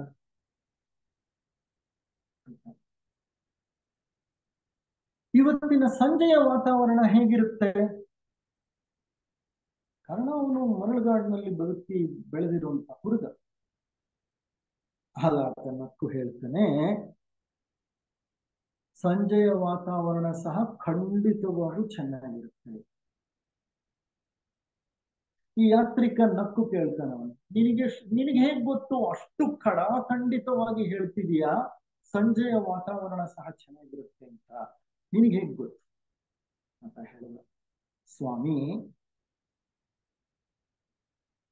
ನನ್ನ ಎಲ್ಲ ಇಚ್ಛೆಗಳನ್ನು ಪೂರೈಸಲಿಕ್ಕೆ ಭಗವಂತನಿಗೆ ಸಾಧ್ಯ ಇಲ್ಲ. ನಾನು ನೋಡಿದ್ದೀನಿ, ನನ್ನ ಎಲ್ಲಾ ಇಚ್ಛೆಗಳನ್ನ ಆತ ಪೂರೈಸಲಿಕ್ಕೆ ಸಾಧ್ಯ ಇಲ್ಲ. ಆದ್ರಿಂದ ನಾನೊಂದು ಮನೋಭಾವ ಬೆಳೆಸ್ಕೊಂಡಿದ್ದೀನಿ. ಏನದು ಮನೋಭಾವ ಅಂದ್ರೆ, ಆತ ಏನನ್ನೇ ನೀಡ್ಲಿ ಅದು ನನಗೆ ಪ್ರಿಯವೇ, ಚೆನ್ನಾಗೇ ಇರುತ್ತೆ. ಸಂಜೆ ಮಳೆ ಆದ್ರೂ ಬರ್ಲಿ, ಸಂಜೆ ಬಿಸಿಲಾದ್ರೂ ಸುಡ್ಲಿ, ಇಲ್ಲ ಚಳಿ ಆದ್ರೂ ಆಗ್ಲಿ, ಹಿಮ ಆದ್ರೂ ಬೀಳ್ಲಿ, ನನಗೆ ಎಲ್ಲವೂ ಸಮ್ಮತವೇ, ಎಲ್ಲವೂ ನನಗೆ ಸ್ವೀಕಾರವೇ. I love everything what is given by him. ಆತ ಏನು ನೀಡ್ತಾನೋ ಅದು ನನಗೆ ಸಂತೋಷ. ಎಷ್ಟು ಉದಾತ್ತವಾದ ತತ್ವ ಗೊತ್ತಾ ಇದು? ಬಹಳ ದೊಡ್ಡ ತತ್ವ, ಬಹಳ ಬಹಳ ದೊಡ್ಡ ತತ್ವ. Take life as it comes ಅಂತ ಹೇಳ್ತೇವೆ. ಇಂಗ್ಲಿಷ್ ಭಾಷೆಯಲ್ಲಿ take life as it comes. ಜೀವನ ಹೇಗೆ ಬರುತ್ತೋ ಅದನ್ನ ಹಾಗೆ ಸ್ವೀಕರಿಸ್ಬಿಡು. ಅದಕ್ಕಿಂತ ದೊಡ್ಡ ಪ್ರಾರ್ಥನೆ ಇನ್ನೇನಿದೆ? ಅದಕ್ಕಿಂತ ದೊಡ್ಡ ಪ್ರಾರ್ಥನೆ? ನಾನು ಆಗ್ಲೇನೆ ಹೇಳಿದ್ದೆ, ಪ್ರಾರ್ಥನೆಗೆ ಹಲವಾರು ಸ್ವರೂಪಗಳುಂಟು. ನಾವು ಕುಳಿತುಕೊಂಡು ಬೇಡ್ಕೊಳ್ಳೋದೇ ಪ್ರಾರ್ಥನೆ ಅಲ್ಲ. Prayer has many different forms of its own. One of the form is total acceptance. ಯಾವಾಗ ಪರಿಪೂರ್ಣ ಸ್ವೀಕೃತ ಮನೋಭಾವ ಬಂದ್ಬಿಡುತ್ತೋ ಅಲ್ಲಿಗೆ ಒಂದು ಶರಣಾಗತ ಸ್ಥಿತಿ ಬಂದ್ಬಿಡುತ್ತೆ. ಇನ್ನ ನಾನೊಂದೆರಡು ಮೂರು ದೃಷ್ಟಾಂತ ಕಥೆಗಳನ್ನ ನಿಮ್ಮೊಡನೆ ಹಂಚಿಕೊಂಡು ಈ ಉಪನ್ಯಾಸವನ್ನ ಮುಕ್ತಾಯ ಮಾಡ್ತೇನೆ. ಈ ದೃಷ್ಟಾಂತಗಳು ಪ್ರಾರ್ಥನೆಗೆ ಸಂಬಂಧಪಟ್ಟಿವೆ. ಒಂದು ಹಳೆ ಇಗರ್ಜಿ ಇತ್ತು. ಇಗರ್ಜಿ ಅಂದ್ರೆ ಚರ್ಚ್. ಪ್ರತಿನಿತ್ಯ ಒಬ್ಬ ವೃದ್ಧ ವ್ಯಕ್ತಿ ಆ ಇಗರ್ಜಿಯ ಕೊನೆಯ ಬೆಂಚಿನ ಮೇಲೆ ಬಂದು ಕುಳಿತುಕೊಳ್ತಿದ್ದ. ಕುಳಿತುಕೊಂಡು ತಲೆ ತಗ್ಗಿಸಿ ತನ್ನ ಮೊಣಕಾಲೂರಿ ಮೌನವಾಗಿ ಕುಳಿತಿರ್ತಿದ್ದ. ಗಂಟೆಗಳ ಗಟ್ಲೆ. ಇಗರ್ಜಿ ಕ್ಲೋಸ್ ಮಾಡುವಾಗ ಬಾಗಿಲು ಹಾಕೋ ಶಬ್ದ ಕೇಳುತ್ತಲ್ಲ, ಆಗ ಆತ ಎದ್ದು ಹೋಗ್ತಿದ್ದಾನೆ. ಇದನ್ನ ಒಬ್ಬ ಪಾದ್ರಿ ಗಮನಿಸಿದ. ಇದೇನು ಈ ವ್ಯಕ್ತಿ ಪ್ರತಿನಿತ್ಯ ಬರ್ತಾನೆ, ಪ್ರತಿನಿತ್ಯ ಗಂಟೆಗಳ ಕಾಲ ಮೌನವಾಗಿ ಶಿಲುಬೆಯ ಮುಂದೆ ಕುಳಿತುಕೊಳ್ತಾನೆ, ಎದ್ದು ಹೋಗ್ತಾನೆ, ಇರ್ಲಿ ಅಂದ್ಬಿಟ್ಟು ಒಮ್ಮೆ ಆತ ತನ್ನ ಪ್ರಾರ್ಥನೆಯನ್ನ ಮುಗಿಸಿ, ಮೌನವನ್ನ ಮುಗಿಸಿ ಎದ್ದ ನಂತರ ಆತನನ್ನ ಕುರಿತು ಕೇಳ್ತಾನೆ, ಅಯ್ಯ, ನಾನು ಪ್ರತಿನಿತ್ಯ ನಿನ್ನ ನೋಡ್ತಾ ಇದ್ದೀನಿ, ಎಷ್ಟು ಪ್ರಾಮಾಣಿಕವಾಗಿ ನೀನು ಬಂದು ಪ್ರಾರ್ಥನೆ ಮಾಡ್ತಿದ್ದೀನಿ, ಭಗವಂತ ನಿನ್ನೊಡನೆ ಏನ್ ಮಾತನಾಡ್ತಾನೆ?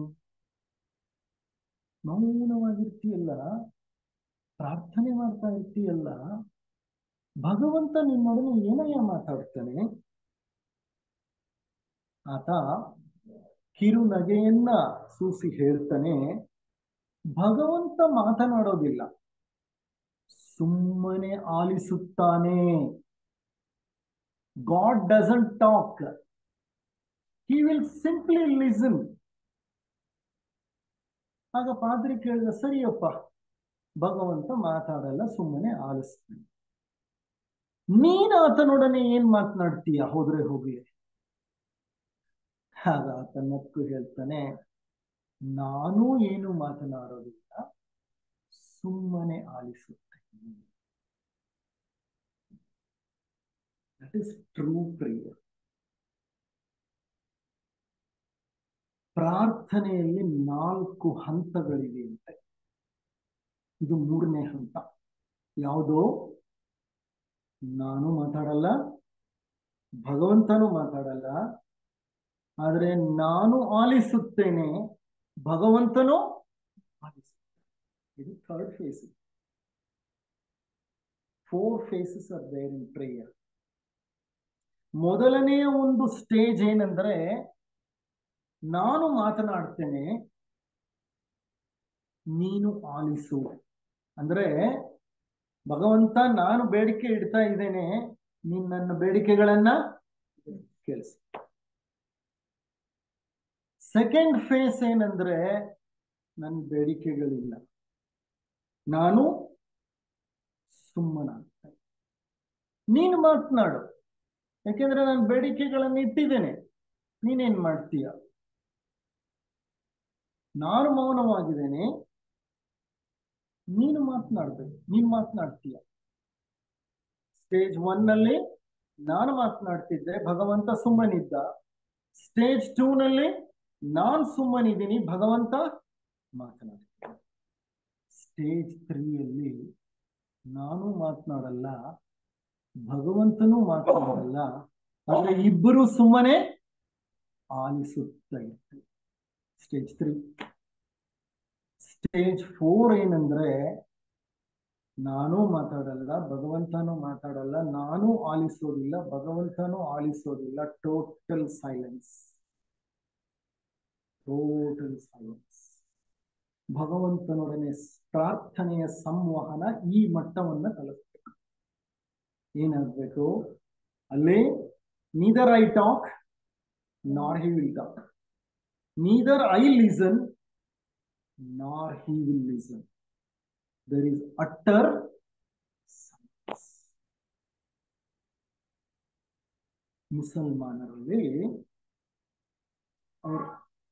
ಅವರ ಬಾಹ್ಯ ನಡವಳಿಕೆಗಳು ಹೇಗೆ ಇರಲಿ, ಅದು ಬದಿಗಿದೆ, ಬೇಡ. ನಮಾಜ್ ಅಥವಾ ಪ್ರಾರ್ಥನೆ ಇದೆಯಲ್ಲ, ಒಂದು ಪವಿತ್ರವಾದ ಆ ಕಾರ್ಯ ನಡೆಯುವಾಗ there should be total silence. ಸ್ವಲ್ಪನೂ ಅಲ್ಲಿ ಗದ್ದಲ ಆಗಂಗಿಲ್ಲ. ಆ ಸಂದರ್ಭದಲ್ಲಿ ಏನೇ ಆದ್ರೂ ಸುಮ್ಮನೆ. ಎಷ್ಟೋ ಸಂದರ್ಭಗಳಲ್ಲಿ ನಮ್ಮ ಇಸ್ಲಾಮಿಕ್ ಕಂಟ್ರಿಗಳು, ದೇಶಗಳಿದೆಯಲ್ಲ, ಅಲ್ಲಿ ಈ ಟೆರರಿಸಂ, ಭಯೋತ್ಪಾದಕರು ಮಸೀದಿಗಳಿಗೆ ನುಗ್ಗಿ ಕೊಂದು ಹಾಕೋದು ಆ ಜನರನ್ನ ಯಾವ ಹೊತ್ತಲ್ಲಿ ಗೊತ್ತಾ? ಅವರು ಪ್ರಾರ್ಥನೆ ಮಾಡೋ ಹೊತ್ತಲ್ಲಿ. ಯಾಕೆಂದ್ರೆ ಪ್ರಾರ್ಥನೆ ಮಾಡೋ ಹೊತ್ತಿನಲ್ಲಿ ಅವರು ಪ್ರಾರ್ಥನೆಯನ್ನ ಅರ್ಧಕ್ಕೆ ನಿಲ್ಲಿಸೋ ಹಾಗಿಲ್ಲ, ಚೀರೋ ಹಾಗಿಲ್ಲ, ಕಿರ್ಚ್ಕೊಳ್ಳೋ ಹಾಗಿಲ್ಲ, ಯಾವ ಗದ್ದಲವೂ ಇರಬಾರ್ದು.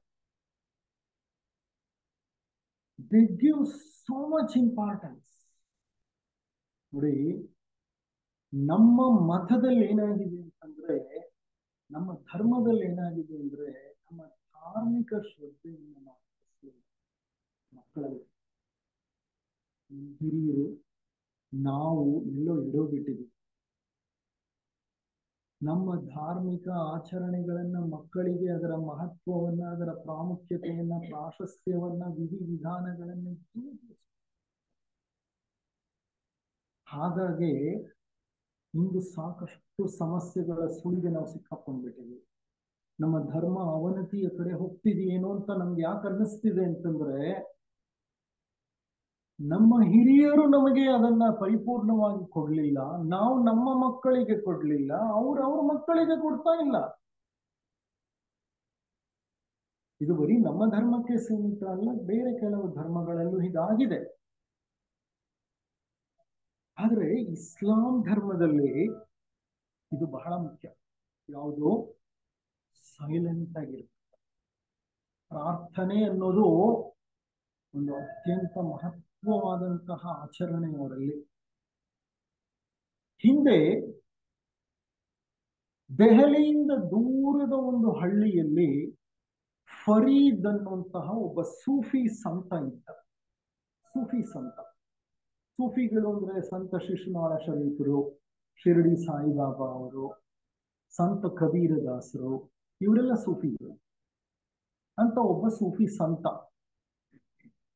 ಆ ಹಳ್ಳಿಯಲ್ಲಿ ಏನೋ ಒಂದು ದೊಡ್ಡ ಸಮಸ್ಯೆ ಪ್ರಾರಂಭವಾಗುವುದು. ಆ ಸಮಸ್ಯೆಯನ್ನ ಪರಿಹರಿಸಲಿಕ್ಕೆ ರಾಜನ ಒಂದು ಕೃಪೆ ಬೇಕಾಗಿತ್ತು. ರಾಜನಿಗೆ ಮಾತ್ರ ಆ ಸಮಸ್ಯೆಯನ್ನ ಪರಿಹರಿಸಲು ಸಾಧ್ಯವಿತ್ತು. ಆಗ ದೆಹಲಿಯಲ್ಲಿ ಮುಘಲ್ ಚಕ್ರವರ್ತಿಯಾದಂತಹ ಅಕ್ಬರ್ ಇದ್ದ. ಹಳ್ಳಿ ಜನ ಎಲ್ಲ ಫರೀದ್ನನ್ನ ಬೇಡ್ಕೊಂಡ್ರು. ಏನಂತ ಬೇಡ್ಕೊಂಡ್ರು? ದಯವಿಟ್ಟು ನೀವು ನಮ್ಮ ಈ ಮನವಿಯನ್ನ ಅಕ್ಬರ್ ಚಕ್ರವರ್ತಿಯ ಬಳಿ ತೆಗೆದುಕೊಂಡು ಹೋಗಿ ಆತನಿಗೆ ನಮ್ಮ ಮನವಿಯನ್ನ ತಿಳಿಸಿ, ಈ ಸಮಸ್ಯೆ ಅತ್ಯವಶ್ಯಕವಾಗಿ ಪರಿಹಾರವಾಗಬೇಕು, ನೀವಲ್ಲದೆ ಆ ಕಾರ್ಯವನ್ನ ಮತ್ತಾರೇ ಮಾಡಿದ್ರು ಚಕ್ರವರ್ತಿ ಆ ಮನವಿಯನ್ನು ಪುರಸ್ಕರಿಸುತ್ತಾರೆ ಅನ್ನುವಂತಹ ಒಂದು ನಂಬಿಕೆ ನಮಗಿಲ್ಲ ಅಂತ. ಫರೀದ್ಗೆ ಒಂದು ಭಿನ್ನಹವನ್ನ, ಒಂದು ಮನವಿಯನ್ನ ಎತ್ಕೊಂಡು ಚಕ್ರವರ್ತಿಯ ಅರಮನೆಗೆ ಹೋಗುವಂಥದ್ದು ಅಷ್ಟು ಇಷ್ಟ ಇರಲಿಲ್ಲ. ಆದ್ರೆ ಎಲ್ಲರ ಒತ್ತಾಯದ ಮೇರೆಗೆ ಆತ ಏನ್ ಮಾಡ್ದ, ಆ ಮನವಿಯನ್ನ ಹೊತ್ತು ದೆಹಲಿಯ ಕಡೆಗೆ ದಾಪುಗಾಲಿಟ್ಟ. ಹಲವು ದಿನಗಳ ಪ್ರಯಾಣ ಆಗಿನ ಕಾಲದಲ್ಲಿ ನಡ್ಕೊಂಡು ದೆಹಲಿಯ ಆ ಆಸ್ಥಾನಕ್ಕೆ ಬಂದ. ಆಸ್ಥಾನದ ದ್ವಾರಪಾಲಕರು ಕೇಳಿದ್ರು. ಆತ ತನ್ನ ಪರಿಚಯ ಮಾಡಿಕೊಂಡ. ಮೊದಲೇ ಫಕೀರ, ಸಂತ ಅಂದ್ರೆ ಫಕೀರರು. ಅವನ ವೇಷ ಭೂಷಣ ಎಲ್ಲ ನೋಡಿ ಆ ದ್ವಾರಪಾಲಕರು ಹೇಳಿದ್ರು, ಅಯ್ಯ ಚಕ್ರವರ್ತಿ ಜಹಾಪನ ಆ ಪಕ್ಕದ ಕೋಣೆಯಲ್ಲಿ ಪ್ರಾರ್ಥನೆ ಮಾಡ್ತಾ ಇದ್ದಾರೆ, ಇಲ್ಲಿ ಕುಳಿತುಕೋ. ಅವ್ರ ಪ್ರಾರ್ಥನೆ ಮುಗಿಸಿ ಬರೋ ತನಕ ನೀನ್ ಕಾಯ್ಬೇಕಂತೆ. ಸರಿ, ಫರೀದ್ ಕುಳಿತುಕೊಂಡ ಅಲ್ಲಿ. ಸ್ವಲ್ಪ ಹೊತ್ತಾದ್ಮೇಲೆ ಅಕ್ಬರ್ ಚಕ್ರವರ್ತಿ ಪ್ರಾರ್ಥನೆಯನ್ನ ಮುಗಿಸಿ ಹೊರಗೆ ಬಂದ. ಫರೀದ್ ಎದ್ದು ನಿಂತ. ಫಕೀರರು, ಅವ್ರಿಗೆ ಯಾವ ಭಯ ಇಲ್ಲ, ಯಾವ ಹೆದರಿಕೆ ಇಲ್ಲ. ಅವರ ಡಿಕ್ಷನರಿಯಲ್ಲಿ ಭಯ ಹೆದರಿಕೆ ಅನ್ನೋ ಪದಗಳೇ ಇರೋದಿಲ್ಲ. ಅವ್ರ ಸರ್ವವನ್ನು ತ್ಯಜಿಸಿರೋರು, ನಿರ್ಭಯ. ಭಗವದ್ಗೀತೆಯ 26 ಸದ್ಗುಣಗಳಲ್ಲಿ ಮೊದಲನೇ ಗುಣ ಯಾವ್ದು ಗೊತ್ತಾ? ನಿರ್ಭಯ, ಅಭಯ. ಅಭಯ, ನಿರ್ಭಯ ಅಂತ ಭಯಭೀತಿ ಇಲ್ಲದೆ ಇರೋ ಜನ ಫಕೀರರು. ಚಕ್ರವರ್ತಿ ಮುಂದೆ ಎದ್ದು ನಿಂತ್ಕೊಂಡು ಕೇಳಿದ, ಯಾವ ಪ್ರಾರ್ಥನೆಯನ್ನ ನೀನು ಮಾಡದೆ? ಚಕ್ರವರ್ತಿಯನ್ನ ಕುರಿತು ಸಂಬೋಧಿಸುವ ರೀತಿ, ಯಾವ ಪ್ರಾರ್ಥನೆಯನ್ನ ನೀನು ಮಾಡಿದೆ? ಅಕ್ಬರ್ ಹೇಳ್ದ, ಭಗವಂತನನ್ನ ನಾನು ನನಗೆ ಯಶಸ್ಸು, ಸಂಪತ್ತು ಮತ್ತು ದೀರ್ಘ ಆಯಸ್ಸನ್ನ ಕೊಡು ಎಂದು ಪ್ರಾರ್ಥಿಸಿದೆ. ನಾವೆಲ್ಲ ಮಾಡೋದಿದೆ ಅಲ್ವಾ? ಆಯುರ, ಆರೋಗ್ಯ, ಐಶ್ವರ್ಯಾದಿಗಳನ್ನ ಬೇಡ್ಕೊತೀವಿ. ಆಯಸ್ಸು, ಆರೋಗ್ಯ, ಐಶ್ವರ್ಯ ಅದನ್ನ ಬೇಡ್ಕೊಂಡೆ ನಾನು ಅಂತ ಅಂದ. ತಕ್ಷಣ ಫರೀದ್ ಏನ್ ಮಾಡ್ದ, ತನ್ನ ಬೆನ್ನನ್ನ ತಿರುಗಿಸಿದವನೇ ಹೊರಗೆ ನಡೆದೇ ಬಿಟ್ಟ. ಹೋಗ್ತಾ ಹೋಗ್ತಾ ಹೇಳ್ತಾನೆ ಅವನು ಚಕ್ರವರ್ತಿಯನ್ನ ಕುರಿತು, ನಾನು ಇಲ್ಲಿ ಚಕ್ರವರ್ತಿಯನ್ನ ನೋಡಲಿಕ್ಕೆ ಬಂದೆ, ಆದ್ರೆ ನನಗೆ ಇಲ್ಲಿ ಕಾಣ್ತಾ ಇರೋದು ಒಬ್ಬ ಭಿಕ್ಷುಕ. ನೀ ಯಾವ ದೇವರನ್ನ ಬೇಡ್ಕೊಂಡ್ಯೋ ಆ ದೇವರನ್ನು ನಾವೇ ಬೇಡ್ಕೋಬಹುದಲ್ಲ. ನೀನು ಒಬ್ಬ ಭಿಕ್ಷುಕನೇ, ನಿನ್ನ ಹತ್ರ ನಾನೇನಕ್ಕೆ ಬೇಡ್ಬೇಕು? ಕಾರಣ ನೀನು ಭಗವಂತನ ಮುಂದೆ ನಿಂತ್ಕೊಂಡು ನಿನ್ ಸ್ವಾರ್ಥವನ್ನೇನೋ ಬೇಡ್ಕೋತಾ ಇದೀಯ. ನಾನಾದ್ರೂ ಊರಿನ ಒಂದು ಕ್ಷೇಮಕ್ಕೋಸ್ಕರ ಬಂದಿದ್ದೀನಿ, ಯೋಗಕ್ಷೇಮಕ್ಕೋಸ್ಕರ, ಊರಿನ ಜನರ ಯೋಗಕ್ಷೇಮಕ್ಕೋಸ್ಕರ. ನೀನು ಭಗವಂತನ ಮುಂದೆ ನಿಂತ್ಕೊಂಡು ನಿನ್ನ ಸ್ವಾರ್ಥ ಬೇಡಿಕೆಯನ್ನ ಮುಂದಿಟ್ಟಿದೀಯ. ಅದಕ್ಕೆ ಆತ ಹೇಳ್ತಾನೆ, ನಾನು ಚಕ್ರವರ್ತಿಯನ್ನ ನೋಡಲಿಕ್ಕಾಗಿ ಬಂದೆ, ಆದ್ರೆ ನನಗೆ ಇಲ್ಲಿ ಕಾಣ್ತಾ ಇರೋದು ಭಿಕ್ಷುಕ. ಇತರರಿಗೂ ನಿನಗೂ ಯಾವ ವ್ಯತ್ಯಾಸವೂ ಇಲ್ಲ ಅಂತ ಹೇಳಿ ಹೊರಗಡೆ ನಡೆದೇ ಬಿಟ್ಟ. ಅಂದ್ರೆ ಅರ್ಥ ಏನ್ ಗೊತ್ತಾ? ಸ್ವಾರ್ಥಭರಿತ ಪ್ರಾರ್ಥನೆ ನಮ್ಮನ್ನ ಉನ್ನತ ಮಟ್ಟಕ್ಕೆ ಕೊಂಡೊಯ್ಯಲು ಸಾಧ್ಯವಿಲ್ಲ. ಕಾರಣ ನಾವು ಯಾಚಕರಾಗಿ ಉಳಿದ್ಬಿಡ್ತೇವೆ. ಎಲ್ಲಿವರೆಗೂ ಯಾಚಕರಾಗಿರ್ತೇವೆ ನೋಡಿ? ಮರಣದ ಕ್ಷಣದ ತನಕ ಯಾಚಕರೇ.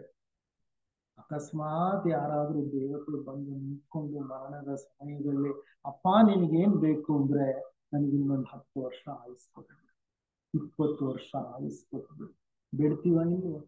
ಆಗ್ಲೂ ಯಾಚಕರೇ. ಆ ಯಾಚಕತನ ನಿಲ್ಲದೆ ಪ್ರಾರ್ಥನೆ ಸಮೃದ್ಧ ಪ್ರಾರ್ಥನೆ ಆಗಲ್ಲ. ಏನನ್ನೂ ಬೇಡದಿರುವುದೇ ಮೋಕ್ಷ. ಹಾಗಾದ್ರೆ ಪ್ರಾರ್ಥನೆ ಯಾಕಬೇಕು? ಬೇಕು. ಎಂತ ಪ್ರಾರ್ಥನೆ? ನನಗಾಗಿ ಅಲ್ಲ, ಸರ್ವಹಿತಕ್ಕಾಗಿ ಪ್ರಾರ್ಥನೆ, ಸರ್ವ ಜೀವಿಗಳ ಯೋಗಕ್ಷೇಮಕ್ಕಾಗಿ ಪ್ರಾರ್ಥನೆ. ಅಂತ ಒಂದು ಪ್ರಾರ್ಥನೆಯ ಮನೋಭಾವವನ್ನು ಬೆಳೆಸ್ಕೊಳ್ಳೋಣ ಅಂತ ಹೇಳ್ತಾ ಒಂದೆರಡು ದೃಷ್ಟಾಂತ ಕಥೆಗಳನ್ನ ನಿಮ್ಮೊಡನೆ ಇವತ್ತು ಹಂಚಿಕೊಂಡಿದ್ದೇನೆ. ಇನ್ನು ಹಲವಾರು ದೃಷ್ಟಾಂತಗಳಿವೆ. ನಾನು ಇನ್ನೊಂದು 3-4 ದೃಷ್ಟಾಂತಗಳನ್ನ ಮುಂದಿನ ಒಂದು ಸತ್ಸಂಗದಲ್ಲಿ ನಿಮ್ಮೊಡನೆ ಕುಳಿತುಕೊಂಡು ಹಂಚಿಕೊಳ್ಳೋ ಪ್ರಯತ್ನ ಪಡ್ತೇನೆ. ಆ ದೃಷ್ಟಾಂತಗಳ ನಂತರ ವೈಜ್ಞಾನಿಕವಾಗಿ ಪ್ರಾರ್ಥನೆಗೆ ಶಕ್ತಿ ಇದೆ ಅಂತ ಯಾವುದಾದರೂ ಸಂಶೋಧನೆಯ ಫಲಿತಾಂಶಗಳು ತಿಳಿಸಿವೆಯಾ? ಅಂತಹ ವೈಜ್ಞಾನಿಕ ಸಂಶೋಧನೆಗಳು ನಡೆದಿವೆಯಾ? ಅದು ಯಾವುದು? ಎಲ್ಲಿ ನಡೆದಿದೆ? ವಿಜ್ಞಾನವೂ ಪ್ರಾರ್ಥನೆಯ ಮಹತ್ವವನ್ನ ಒಪ್ಕೊಳ್ಳುತ್ತಾ ಅದಕ್ಕೆ ಬೇಕಾದಂತ ಸಾಕ್ಷ್ಯಗಳನ್ನು ಮುಂದೆ ಇಡೋ ಪ್ರಯತ್ನವನ್ನು ಮಾಡ್ತೀನಿ. ಇಲ್ಲಿಗೆ ಈ ಸತ್ಸಂಗವನ್ನು ಮುಕ್ತಾಯ ಮಾಡೋಣ.